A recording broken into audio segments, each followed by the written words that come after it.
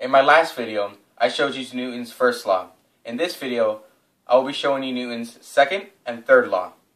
Newton's second law states that force and acceleration are proportional to each other, meaning that at the same rate that force increases will be the same rate that acceleration increases. It also states that mass and acceleration are inversely proportional. This means that at the same rate that mass increases will be the same rate that acceleration decreases, and vice versa. Newton's third law states that for every reaction there's an equal and opposite reaction. Again, that's another official term. In more basic terms, when one object puts a force on a second object, the second object will put an equal force in the opposite direction. An example of this would be if I were trying to push against this wall.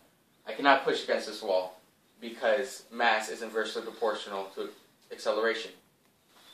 That's the second law.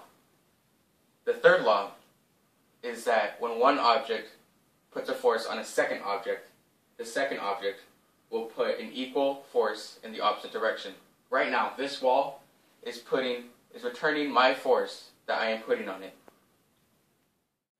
In accordance to Newton's second law, I am able to put enough force on this ball to make it move, unlike the wall.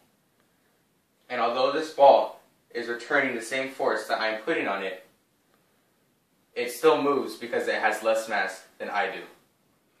Another thing is energy transfer. This ball, when I let go, bounces back up because it does not transfer all of its energy to the floor. It keeps some of it, causing it to come back up. Unlike this sack of nuts. When I drop this, it stays down because it transfers all of its energy down to the floor.